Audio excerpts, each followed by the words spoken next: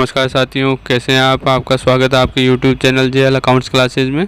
अपन आज बात करेंगे अपने टीआरए और जूनियर अकाउंटेंट के एग्ज़ाम के लिए जो बिजनेस मेथड्स के जो एमसीक्यूज बन सकते हैं उसके बारे में। तो सबसे पहले अपने व्यवसाय के परिचय, क्षेत्र, उद्देश्य और सामाजिक उत्तरदायित्व तो मतलब जो बिजनेस के इंट्रोडक्शन है, स्कोप है, ऑब्जेक्टिव है और सोशल रिस्पॉन्सिबिलिटीज़ जो है बिजनेस की, उसके जो एमसीक्यूज बन सकते हैं एग्ज़ाम के अकॉर्डिंग, तो उनके बारे में बात करते हैं क्या क्या इंपॉर्टेंट क्वेश्चंस हो सकते हैं। तो पहला जो क्वेश्चन है अपना वह आर्थिक क्रियाओं में सम्मिलित है। जो इकोनॉमी की जो क्रियाएं होगी उनमें क्या शामिल होएगा, क्या क्या उसमें शामिल करते हैं। तो यहाँ आंसर जो आएगा ऑप्शन द आएगा। उपरोक्त सभी मतलब सारी उसमें शामिल है। क्या क्या व्यवसाय मतलब बिजनेस उसमें शामिल होता है। पैसा जिसको अपन प्रोफेशन भी बोलते हैं वो भी इंक्लूड है, और सर्विस यानी सेवा, सर्विस करना, वो भी इसमें तीनों ये क्रियाएँ जो है ये शामिल होती है आर्थिक क्रियाओं में। फिर क्वेश्चन सेकंड है, निम्नांकित में से सर्वाधिक जोखिम विद्यमान होती है। मतलब कौन से सेक्टर में सबसे ज़्यादा जोखिम जो होती है वो उसमें शामिल होती है, रिस्क सबसे ज़्यादा कहाँ होता है। तो यहाँ आंसर जो आएगा ऑप्शन ए आएगा, व्यवसाय में, बिजनेस में। मतलब सबसे ज़्यादा रिस्क बिजनेस में होती है। पैसे में थोड़ी बहुत रिस्क होती है, बाकी सेवा या नौकरी में कोई रिस्क नहीं होती है। फिर क्वेश्चन थर्ड है, व्यवसाय एक मानवीय क्रिया है जो वस्तुओं के क्रय विक्रय द्वारा धन प्राप्ति के लिए की जाती है। तो ये जो डेफिनेशन है ये किसने दी है बिजनेस के लिए, किसने ये परिभाषा दी है, किसकी परिभाषा है बिजनेस के लिए कि वह एक मानवीय क्रिया है जो वस्तुओं के क्रय विक्रय यानी परचेज सेल्स के द्वारा धन प्राप्ति के लिए की जाती है। तो यहाँ आंसर जो आएगा ऑप्शन ब आएगा, प्रोफेसर हेने। मतलब प्रोफेसर हेने ने ये परिभाषा बिजनेस के लिए दी है। फिर क्वेश्चन फोर्थ है, निम्नलिखित में से असत्य कथन है। मतलब जो आपको स्टेटमेंट दिख रहे हैं इनमें से कौन सा गलत है, कौन सा फॉल्स स्टेटमेंट है।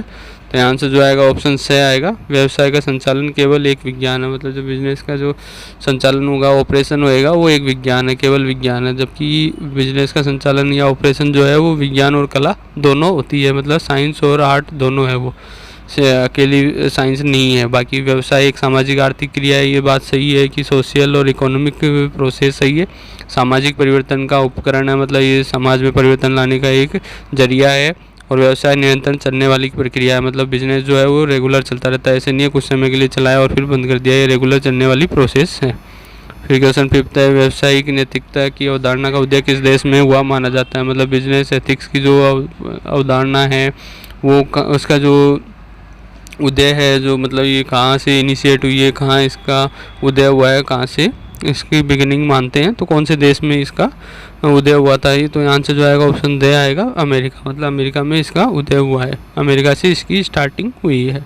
फिर क्वेश्चन सिक्स है, निम्न में से रूप उपयोगिता का सृजन होता है। मतलब जो रूप उपयोगिता होती है उसका क्रिएशन कहाँ से होता है, सृजन कहाँ से होता है, कौन सी चीज़ में उसकी रूप उपयोगिता बनाई जाती है। तो यहाँ से जो आएगा ऑप्शन ए आएगा, उद्योग में। मतलब जो इंडस्ट्रीज होती है उसमें रूप उपयोगिता का सृजन होता है। रूप उपयोगिता मतलब उसको परिवर्तन, रूप को परिवर्तित करके कोई नई चीज़ बना दी जाती है उद्योग। तो ये चीज़ उद्योग में ही पाई जाती है, जो इंडस्ट्रीज़ में ही, कि लकड़ी को बना के फर्नीचर बना दिया या स्टील की अलमारी बना दी, ऐसे रूप में परिवर्तन कर देते हैं किसी भी पदार्थ के। फिर क्वेश्चन सेवन है, उत्पादक और उपभोक्ता के बीच की कड़ी है। मतलब जो प्रोड्यूसर होता है और जो कंज्यूमर होता है उनके बीच की जो कड़ी होती है वो कौन सी, किसको कहते हैं। तो यहाँ से जो आएगा ऑप्शन से आएगा, वाणिज्य।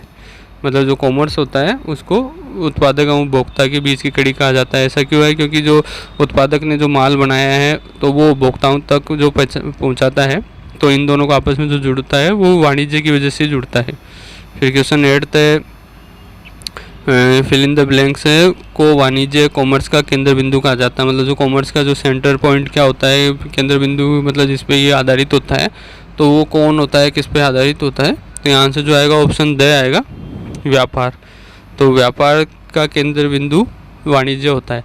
ऐसा क्यों है, क्योंकि जो व्यापार होगा वो, उसके बिना वाणिज्य का कोई मतलब नहीं है। जब तक आप कोई व्यापार नहीं करोगे उसके बिना आपको वाणिज्य का मतलब नहीं रहेगा। व्यापार करोगे जब भी आप जो और वाणिज्य से रिलेटेड जो उसके जो परिवहन हो गया, मतलब उसको आप ट्रांसपोर्टेशन के काम करोगे, मतलब कंज्यूमर्स तक पहुंचाने के लिए आप ट्रांसपोर्टेशन यूज़ करोगे, या पब्लिकेशन के लिए आप एडवर्टाइजमेंट दोगे, या फिर बीमा वगैरह करवाओगे। तो ये सारी चीज़ें कॉमर्स की तभी शुरू होएगी जब व्यापार होगा कहीं।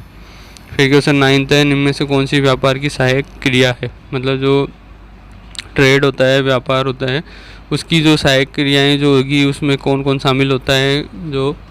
तो यहाँ आंसर जो आएगा ऑप्शन द आएगा, उपयुक्त सभी। मतलब सारी उसमें सहायक क्रियाएं कहलाती है। कौन कौन सी? बैंक और बीमा, मतलब बैंक और इंश्योरेंस जो है, या गोडाउन जो गोदाम होते हैं वो, और परिवहन और संचार मतलब ट्रांसपोर्टेशन और कम्युनिकेशन जो होगा, ये सारी चीज़ें व्यापार की सहायक क्रियाएं हैं। मतलब ये कॉमर्स में आती है, क्योंकि इनके बिना व्यापार का काम अधूरा रह जाएगा। मतलब बैंक और बीमा नहीं रहेगा तो व्यापार को लोन और इंश्योरेंस नहीं मिलेगा, और गोदाम नहीं होंगे तो जो व्यापार में जो सामान है उसको स्टोरेज में दिक्कत आएगी, और अगर परिवहन और संचार नहीं होगा तो जो कंज्यूमर है, कस्टमर है, उन तक पहुंचाने में दिक्कत आएगी।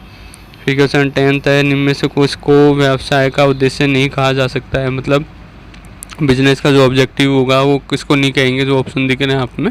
तो बाकी ऑब्जेक्टिव है, एक ऑब्जेक्टिव नहीं है। कौन सा नहीं है? तो यहाँ से जो आएगा ऑप्शन बे आएगा, विनियोग करना। मतलब इन्वेस्टमेंट करना बिजनेस का ऑब्जेक्टिव नहीं होता, उसका उद्देश्य नहीं है कि वो इन्वेस्ट करे और फ़ायदा ले। लाभ अर्जित करना, मतलब व्यवसाय करके लाभ अर्जित करना, उसका उद्देश्य है कि ग्राहक सर्जन करना, मतलब नए नए कस्टमर बनाना, और नव परिवर्तन करना, मतलब इनिशिएटिव करते रहना, कुछ ना कुछ चेंजेस, नई नई चीज़ें लाते रहना बाजार में, ये उसका उद्देश्य होता है। फिर क्वेश्चन 11 है, निम्न में से कौन सी एक व्यवसाय की महत्वपूर्ण विशेषता है। मतलब बिजनेस की कौन सी एक इम्पोर्टेंट कैरेक्टरिस्टिक्स है, विशेषता है, मतलब कौन सी होगी? तो यहाँ आंसर जो आएगा ऑप्शन द आएगा, उपयुक्त सभी। मतलब सारी उसकी विशेषताएं हैं महत्वपूर्ण। कौन कौन सी? विक्रय के लिए उत्पादन या क्रय, मतलब सेल्स करने के लिए, विक्रय करने के लिए या तो प्रोडक्शन किया जाता है या क्रय किया जाता है। मतलब कहीं से क्रय करके वापस विक्रय करने के लिए उसको खरीदा गया है या उत्पादन किया गया है, या फिर उपयोगिता या पूंजी का होना, मतलब उसमें कहीं ना कहीं उपयोगिता शामिल होती है और पूंजी इंक्लूड होती है, कैपिटल लगी हुई होती है। और मूल्य वाली वस्तुओं एवं सेवाओं का उत्पादन एवं वितरण, मतलब जिसकी मूल्य बनता हो वस्तु, चाहे वो वस्तु गुड्स हो चाहे वो सर्विसेज हो, तो उनका प्रोडक्शन करना और उनको डिस्ट्रीब्यूशन करना, ये सारी चीज़ें इसकी विशेषताओं में आती है। फिर क्वेश्चन 12 है, एक उद्यम को एक अच्छे नागरिक की भांति व्यवहार करना चाहिए, वह उसके किसके प्रति उत्तरदायित्व का उदाहरण है। मतलब जो एक इंडस्ट्री होगी, उद्यम होगा, उसको एक अच्छे नागरिक की भांति, मतलब एक अच्छे जो नागरिक होता है उसकी तरह व्यवहार करना चाहिए। तो वो किसके प्रति उसकी रिस्पॉन्सिबिलिटी का एक उदाहरण है, तो एग्जाम्पल है। तो ये यहाँ से जो आएगा ऑप्शन बे आएगा, समाज, मतलब जो अपनी सोसाइटी है उसके प्रति उसका दायित्व बनता है कि वो अच्छी तरीके से व्यवहार करे और सबसे बना के रखे। फिर क्वेश्चन 13 है, व्यवसाय द्वारा नैतिक रूप से सही आचरण करना है। मतलब एथिकल रूप से जो सही आचरण करना बिजनेस के लिए क्या कहलाता है, क्या किस में आएगा ये? तो यहाँ से जो आएगा ऑप्शन ए आएगा, नीति शास्त्र, मतलब जो एथिक्स होते हैं उसमें ये इंक्लूड होते हैं। फिर क्वेश्चन 14 है, निम्नलिखित में से कौन सी क्रिया व्यवसाय गतिविधि का चरित्र चित्रण नहीं करती है। मतलब कौन सी क्रिया है जो आपको दिख रही है वो बिजनेस एक्टिविटीज़ का चरित्र चित्रण नहीं करती, मतलब उसके कैरेक्टरिस्टिक्स डिसाइड नहीं करती है। तो यहाँ से जो आएगा ऑप्शन द आएगा, वेतन एवं मजदूरी, जो सैलरी एंड वेजेज होती है वो व्यवसाय गतिविधियाँ नहीं होती है। बाकी वस्तुएं एवं सेवाओं का सर्जन करना, मतलब जो गुड्स और सर्विसेज को क्रिएट करना, जोखिम की विद्यमानता इसमें रहती है, ये इसका एक कैरेक्टरिस्टिक होती है, विशेषता होती है कि उसमें जोखिम रिस्क विद्यमान रहता है कि घाटा होने का चांसेस रहता है। वस्तुएं एवं सेवाओं की बिक्री या विनिमय, मतलब जो गुड्स और सर्विसेज जो उनने बनाई है, सर्जन किया है, उनकी बिक्री की जाएगी या विनिमय मतलब एक्सचेंज किया जाता है उनको। तो ये सारी विशेषताएँ हैं। फिर क्वेश्चन 15 है, नीतिशास्त्र की उत्पत्ति ग्रीक भाषा के प्राचीन शब्द फिर इन द ब्लैंक से हुई है। मतलब कौन से प्राचीन भाषा जो है ग्रीक की, उसके कौन सा शब्द है उससे ये नीतिशास्त्र है, मतलब इथिक्स की उत्पत्ति हुई है। तो ये कहाँ से आया है ये सब? तो यहाँ से जो आएगा ऑप्शन से आएगा, एथिकोस, मतलब ग्रीक भाषा का एथिकोस शब्द था, उससे एथिक्स की मतलब नीतिशास्त्र की उत्पत्ति हुई है। फिर क्वेश्चन 16 है, व्यवसाय का सामाजिक उत्तरदायित्व आधारित है। मतलब जो बिजनेस का जो सोशल रिस्पॉन्सिबिलिटी होती है वो किस पर आधारित है, किस पर बेस है? तो यहाँ से जो आएगा ऑप्शन बे आएगा, सेवा उद्देश्य पर, मतलब उसको सेवा भाव से भी कुछ कार्य करने चाहिए। तो ये सामाजिक उत्तरदायित्व बनता है कि वो जिस समाज में काम कर रहा है, जिस समाज में वो अपना बिजनेस चला रहा है, उस समाज के लिए भी वो कुछ सेवा का कार्य करे फ्री में, मतलब।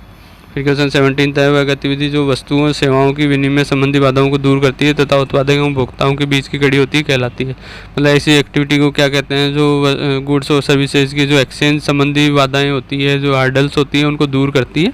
और जो प्रोड्यूसर है, उत्पादक है, और जो उपभोक्ता है, कंज्यूमर, उनके बीच की कड़ी होती है। तो इन दोनों को आपस में मिलवाने वाली गतिविधि को क्या कहते हैं? तो यहाँ से जो आएगा ऑप्शन से आएगा, वाणिज्य, मतलब कॉमर्स जो होगा वो जो उपभोक्ता उत्पादक जो वस्तुओं या सेवाओं का सृजन करेगा उनको उपभोक्ताओं तक पहुंचाने का काम करता है, और इनके बीच में विनिमय मतलब पहुंचाने तक में कोई भी जो बाधा आती है उसको ये दूर करता है।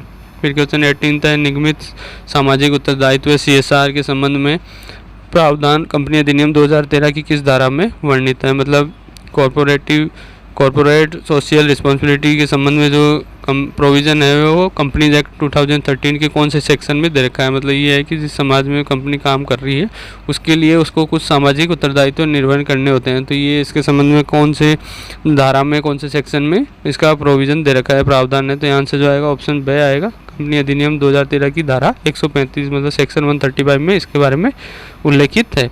फिर क्वेश्चन 19 तक, कंपनी अधिनियम 2013 के अनुसार एक कंपनी को प्रत्येक वित्तीय वर्ष में ठीक 3 पूर्ववर्ती वित्तीय वर्षों के दौरान किए गए कंपनी को औसत शुद्ध लाभों का कम से कम कितने प्रतिशत राशि CSR के अनुसरण में खर्च करनी होगी? तो अपन ने अभी बात करी कंपनी अधिनियम 2013 की धारा 135 के अनुसार CSR में कंपनी को अपनी जो है कुछ % खर्च करना होता है। तो ये सारी कंपनीज़ के लिए लागू नहीं है, ये कुछ क्राइटेरिया दे रखा है वो फुलफिल होने पर ही उन्हीं कंपनियों को CSR में राशि खर्च करनी होती है। तो जो एक कंपनी होगी जो जिस पे ये क्राइटेरिया फुलफिल होएगा उसको हर साल हर फाइनेंशियल ईयर में पिछले 3 जो प्रीवियस फाइनेंशियल ईयर होंगे उसमें जो कंपनी ने एवरेज नेट प्रॉफिट कमाया होगा उसका कितना प्रतिशत CSR में मतलब कॉरपोरेट सोशल रिस्पॉन्सिबिलिटी जो होगी उसके अंतर्गत उसको सामाजिक निगमित जो उत्तरदायित्व होगा उसमें खर्च करना होगा, उसमें एक्सपेंडिचर करना होगा, कितना % उसको देना होगा? तो यहाँ से जो आएगा ऑप्शन है आएगा 2% मतलब 2% उसको अपने पिछले 3 सालों के औसत शुद्ध लाभों का खर्च करना होगा। फिर क्वेश्चन 20 है, निम्नलिखित में से किसी कंपनियों द्वारा अपने CSR नीतियों में शामिल किया जा सकेगा? मतलब जो CSR जो होगी जो अपन ने बात की है रिस्पॉन्सिबिलिटी जो उसकी उत्तरदायित्व तो बनता है, तो इसके लिए जो काम जो होंगे किस कामों के लिए वो खर्च कर सकता है? जो अपन ने बात करी 2% वो खर्च करेगी कंपनियां अपने कॉरपोरेट सोशल रिस्पॉन्सिबिलिटी नीतियों में, मतलब पॉलिसी जो बनाएगी उसमें किसको शामिल करेगी, कहाँ खर्चा करना होगा? तो यहाँ से जो आएगा ऑप्शन दे आएगा, मतलब उपरोक्त सभी सारों में वो उसको किसी भी कार्य में वो खर्च कर सकती है, जैसे भूख, निर्धनता और कुपोषण का उन्मूलन हो गया, इनको एबोलिश करने के लिए, इनको समाप्त करने के लिए कि भूख या निर्धनता हो गई या कुपोषण हो गया, इनको समाप्त करने के लिए राष्ट्रीय विरासत कला और संस्कृति का संरक्षण, मतलब इनको बचाने के लिए जो नेशनल अपनी विरासत और कला और संस्कृति है उनको संरक्षण देने के लिए भी वो खर्च कर सकते हैं, या स्त्री सशक्तिकरण पर भी वो व्यय कर सकती है। तो इनमें से कहीं भी वो खर्च कर सकती है। फिर क्वेश्चन 21 है, जीविकोपार्जन के उद्देश्य से किए जाने वाले कार्यों को शामिल किया जाता है। मतलब जीविकोपार्जन मतलब जो लिवलीहुड होता है, मतलब जो जीवित रहने के लिए जो के उद्देश्य से जो कार्य किए जाते हैं उनको कौन से कार्यों में शामिल किया जाता है, कहाँ वो इंक्लूड होते हैं? तो आंसर जो आएगा ऑप्शन ए आएगा, आर्थिक कार्यों में, मतलब इकोनॉमिक वर्क कहलाएंगे वो, एक आर्थिक कार्य आते हैं, क्योंकि जीविकोपार्जन के लिए क्या किया जाता है, या तो बिजनेस करोगे या फिर आप कोई प्रोफेशन या कोई सर्विस करोगे, तो ये सारी चीज़ें आर्थिक क्रियाओं में शामिल होती है, जैसे अपन ने पहले ही पढ़ा था क्वेश्चन में। तो ये सारी चीज़ें आर्थिक क्रियाओं के अंतर्गत आती है, जीविकोपार्जन के उद्देश्य से किए जाने वाले सारे कार्य। फिर क्वेश्चन 22 है, अनार्थिक कार्यों में सम्मिलित किया जाता है, मतलब जो अनार्थिक कार्य होते हैं अन इकोनॉमिक वर्क जो होंगे उसमें किसको शामिल करेंगे? तो यहाँ से जो आएगा ऑप्शन ए आएगा, सेवा एवं दया भावना के उद्देश्य से किए जाने वाले कार्यों को, मतलब जो सेवा देने के हिसाब से या दया के भावना के हिसाब से जो कार्य किए जाते हैं उनको अनार्थिक कार्य किए जाते हैं। फिर क्वेश्चन 23 है, आर्थिक कार्यों में शामिल है जो इकोनॉमिक कार्य होंगे उनमें क्या क्या शामिल होगा? तो ये अपन ने पहले बात कर ली, आर्थिक कार्यों में उपयुक्त सभी शामिल होंगे। कौन कौन से व्यवसाय जो बिजनेस है वो शामिल है, पेशा यानी प्रोफेशन, और सेवा या नौकरी मतलब सर्विस या एम्प्लॉयमेंट जो होगा वो सारे इसमें शामिल होते हैं। फिर क्वेश्चन 24 है, वस्तुएं एवं सेवा का उत्पादन वितरण यदि लाभ के उद्देश्य से हो तो इसे कहते हैं, मतलब जो गुड्स या सर्विसेज का प्रोडक्शन और डिस्ट्रीब्यूशन यदि लाभ के उद्देश्य से हो, प्रॉफिट कमाने के पर्पज से हो, तो इसको क्या कहेंगे, कहाँ इसको शामिल करते हैं इसको? तो यहाँ से जो आएगा ऑप्शन ए आएगा, व्यवसाय, मतलब ये बिजनेस कहलाता है अगर वस्तुओं सेवाओं का उत्पादन और वितरण लाभ के उद्देश्य से किया जा रहा है तो। फिर क्वेश्चन 25 है, ऐसी आर्थिक क्रिया जिसमें एक व्यक्ति अपने विशिष्ट ज्ञान, प्रशिक्षण एवं अनुभव के आधार पर अपनी व्यक्तिगत सेवाएं दूसरे व्यक्तियों को प्रदान करता है तथा प्रतिफल के रूप में फीस प्राप्त करता है कहलाती है। मतलब ऐसी कोई भी इकोनॉमिक क्रिया है जो जिसमें एक व्यक्ति अपने जो स्पेसिफिक उसको ज्ञान मिला हुआ है, उसके पास नॉलेज है, या कोई उसने ट्रेनिंग कर रखी है, प्रशिक्षण ले रखा है, या कोई उसको एक्सपीरियंस है, कोई अनुभव है, उसके आधार पर कोई अपनी पर्सनल सर्विसेज किसी दूसरे व्यक्ति को देता है और उसकी प्रतिफल के रूप में उसके एवज में वो कोई फ़ीस प्राप्त करता है, कोई फ़ीस लेता है उसके रिस्पॉन्स में उसके, तो उसको क्या कहेंगे? तो यहाँ से जो आएगा ऑप्शन बे आएगा, उसको पैसा यानी प्रोफेशन कहते हैं, जिसमें एक व्यक्ति अपनी सेवाएं दूसरे व्यक्ति को देता है और फीस लेता है, जिसमें सीए आ गए, एडवोकेट आ गए, ये सारे शामिल होते हैं। फिर क्वेश्चन 26 है, अपने मालिक के अधीन उसके निर्देशों का पालन करते हुए मजदूरी अथवा वेतन प्राप्त करना कहलाता है। मतलब किसी भी मालिक होगा, कोई भी व्यक्ति होगा, उसके अधीन दूसरा व्यक्ति लगता है और उसके निर्देशों का पालन करते हुए कार्य करता है और वो मजदूरी या वेतन मतलब वेजेज या सैलरी लेता है, तो उसको क्या कहेंगे? तो यहाँ से जो आएगा ऑप्शन से आएगा, नौकरी, मतलब उसको नौकरी कहेंगे, मतलब एम्प्लॉयमेंट कहेंगे, जो किसी और व्यक्ति के अंडर लग के उसके निर्देशों के अनुसार कार्य करता है और अपने जीविकोपार्जन का कार्य करता है। फिर क्वेश्चन 27, निम्नलिखित में से कौन सी एक व्यवसाय की विशेषता नहीं है? मतलब बिजनेस की कौन सी एक कैरेक्टरिस्टिक विशेषता नहीं है, मतलब बाकी सारी विशेषताएं एक विशेषता नहीं है, तो क्या नहीं है? तो यहाँ से जो है ऑप्शन से आएगा, व्यवसाय में उपयोगिताओं का सृजन नहीं होता है, तो ये गलत है। व्यवसाय में, बिजनेस में उपयोगिताओं का सृजन होता है जो अलग अलग होती है। फिर क्वेश्चन जो बाकी ऑप्शन है, व्यवसाय एक सामाजिक आर्थिक क्रिया है, मतलब एक सोशल इकोनॉमिक प्रोसेस है, क्रिया है, ये भी सही बात है। व्यवसाय करने का उद्देश्य लाभ कमाना है, मतलब बिजनेस इसलिए किया जाता है कि उससे प्रॉफिट कमाया जा सके। व्यवसाय पारस्परिक लाभ एवं संतुष्टि के लिए किया जाता है, मतलब ये बिजनेस जो होगा वो जो भी पारस्परिक लाभ होगा, जो कंज्यूमर वगैरह है या बिजनेस है, वो आपस में लाभ, दोनों को लाभ होए और दोनों को संतुष्टि मिले, दोनों इससे सेटिस्फाई हो, इस हिसाब से किया जाता है, ताकि तभी लंबा बिजनेस चलेगा। फिर क्वेश्चन 28, निर्माण उद्योगों को शामिल किया जाता है, मतलब जो मैन्युफैक्चरिंग इंडस्ट्रीज होगी उनको कहाँ इंक्लूड करते हैं, कौन से उसमें कैटेगरी में आता है? तो यहाँ से जो आएगा ऑप्शन बे आएगा, द्वितीयक उद्योगों में, मतलब जो सेकेंडरी या इंडस्ट्रीज होगी उसमें इनको इंक्लूड किया जाता है। प्राथमिक उद्योगों में वो आते हैं जिनमें सीधा जो पृथ्वी से या समुद्र से जो निष्कर्षण किया जाता है वो डायरेक्टली उनको सेल किया जाता है, उसमें कोई भी तरीके का मैन्युफैक्चरिंग नहीं की जाती, कोई भी उसमें चेंजेस नहीं किया जाता है, एज इट इज़ जैसा मिला है वैसे की वैसे उसको बेचा जाता है। जबकि द्वितीयक उद्योगों में क्या किया जाता है, उसमें कुछ करेक्शन करके, कुछ अमेंडमेंट करके फिर बेचा जाता है। जैसे लकड़ी से अपन ने बात करी, फर्नीचर बनाना है, या फिर जो स्टील वगैरह, लोहा से या किसी और से, स्टील से कोई भी फर्नीचर जैसे अलमारी वगैरह बनाना ऐसा, या कोई भी बर्तन वगैरह बनाना, तो ये निर्माणी उद्योगों में आते हैं। फिर क्वेश्चन 29 है, एक कच्चे माल से यानी एक अंतिम उत्पाद तैयार करने वाले उद्योग कहलाते हैं, मतलब कोई रॉ मटेरियल है, एक रॉ मटेरियल से अनेक फिनिश गुड्स या फाइनल प्रोडक्ट्स जो तैयार करते हैं, ऐसे इंडस्ट्रीज़ को क्या कहते हैं, क्या कहलाते हैं वो? तो यहाँ से जो आएगा ऑप्शन ए आएगा, विश्लेषणात्मक उद्योग कहलाते हैं। एनालिटिकल इंडस्ट्रीज़ होती है वो, जो एक ही जो रॉ मटेरियल होगा उससे अनेक तरीके के प्रोडक्ट बना देते हैं। जैसे मान लो दूध से वो दही भी बना देते हैं, मक्खन भी बना देते हैं, छाछ भी बना देते हैं और घी भी निकाल देते हैं, इस हिसाब से तो एक ही प्रोडक्ट से वो काफ़ी सारे फाइनल प्रोडक्ट निकाल देते हैं। तो ऐसे उद्योग विश्लेषणात्मक उद्योग में कैटेगरी में आते हैं। फिर क्वेश्चन 30 है, सड़क, पुल, मकान, बांध आदि के कार्यों में संलग्न उद्योग किस श्रेणी के उद्योगों में आते हैं? जैसे मतलब कोई भी सड़क बनाने का है, रोड बनाने का, मतलब ब्रिज बनाने का, या जो बिल्डिंग है, या फिर कोई भी डैम बनाने का जो कार्य होंगे उसमें जो संलग्न है, उसमें लगे हुए जो इंडस्ट्रीज़ होगी वो कौन सी इंडस्ट्रीज की कैटेगरी में आती है, उसकी श्रेणी कौन सी उद्योगों की होती है?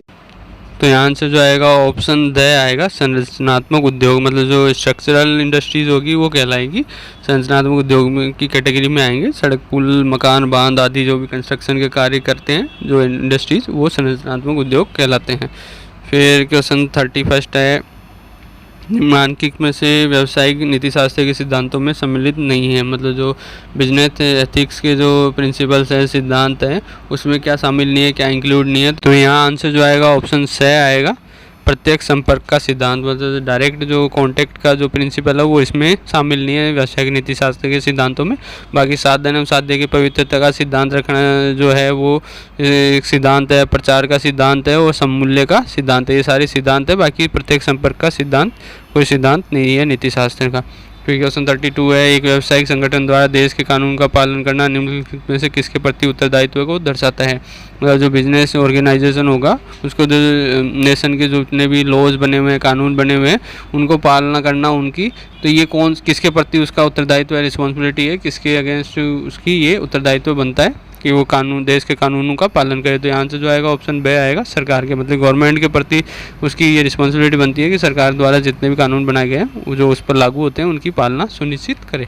फिर क्वेश्चन 33 है, निम्नलिखित में से कौन सा सामाजिक उत्तरदायित्व के प्रकारों में शामिल है। मतलब जो आपको ऑप्शन दिख रहे हैं उनमें से कौन सा सोशल रिस्पॉन्सिबिलिटीज़ की जो वेरियस टाइप्स है उनमें इंक्लूड होता है, उसमें शामिल होते हैं सामाजिक उत्तरदायित्व में। तो यहाँ से जो आएगा ऑप्शन द आएगा, उपयुक्त सभी। मतलब सारे सामाजिक उत्तरदायित्व के प्रकार हैं। क्या क्या? आर्थिक उत्तरदायित्व जो होगा, मतलब इकोनॉमिक जो रिस्पॉन्सिबिलिटी है, कानूनी मतलब जो लॉ रिस्पॉन्सिबिलिटीज़ है, लीगल रिस्पॉन्सिबिलिटीज़ जिसको बोलते हैं, या नैतिक उत्तरदायित्व जो हो गया, एथिकल जो रिस्पॉन्सिबिलिटीज़ होगी, ये सारी सामाजिक उत्तरदायित्व के अंतर्गत आती है। फिर क्वेश्चन 34 है, न्याय की विचारधारा आधारित है।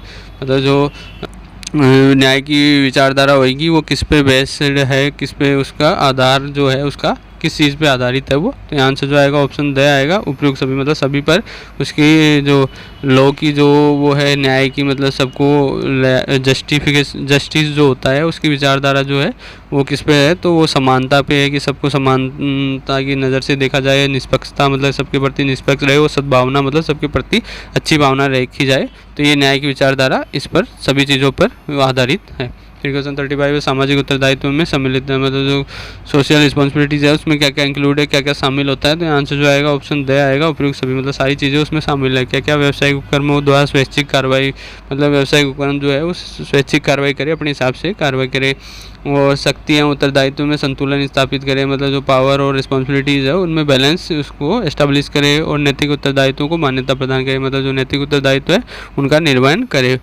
फिर क्वेश्चन 36 है, इनमें से कौन सी विशेषता व्यवसाय की नहीं है। मतलब जो आपको कैरेक्टरिस्टिक्स दिख रही है उनमें से बिजनेस की कौन सी कैरेक्टरिस्टिक्स नहीं है, विशेषता नहीं है।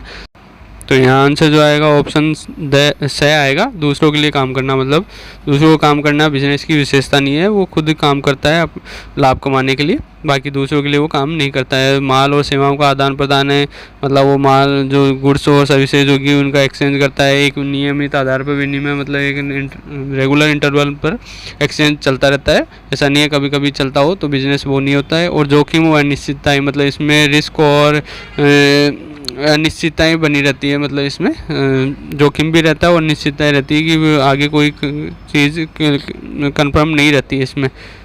ये सारी उसकी विशेषताएं होती है। फिर क्वेश्चन 37 है, सामाजिक उत्तरदायित्वों के 4 प्रकारों में शामिल है। जिसको सोशल रिस्पॉन्सिबिलिटी है उसके जो 4 टाइप्स होते हैं, 4 प्रकार होते हैं, उसमें क्या क्या शामिल होते हैं, कौन कौन से वो 4 प्रकार हैं। तो यहाँ से जो आएगा ऑप्शन से आएगा, नैतिक, मनोबल, सामाजिक और आर्थिक। ये 4 प्रकार होते हैं सामाजिक उत्तरदायित्व के, जो सामाजिक उत्तरदायित्व में शामिल होते हैं। तो ये 4 प्रकार होते हैं। फिर क्वेश्चन 38 है, यह कथन किसका है, व्यवसाय समाज का एक अंग है। मतलब ये स्टेटमेंट किसने दिया है कि बिजनेस जो है वो सोसाइटी का ही एक पार्ट होता है, व्यवसाय समाज का ही अंग होता है। तो ये किसकी डेफिनेशन है, किसने ये कहा है बिजनेस के लिए। तो आंसर जो आएगा ऑप्शन द आएगा, पीटर एफ ड्रकर। मतलब जो पीटर एफ ड्रकर है उनने ये कथन दिया है। फिर क्वेश्चन 39 है, निम्न में से कौन औद्योगिक परोपकारी है। मतलब निम्न में से कौन औद्योगिक परोपकारी के मतलब जो उद्योगों के बारे में ज़्यादा सोचता है, उनके परोपकार के संबंध में उनसे रिलेटेड है। तो ये आंसर जो आएगा ऑप्शन ए आएगा, F.W. टेलर। जो F.W. टेलर है वो औद्योगिक परोपकारी कहलाते हैं।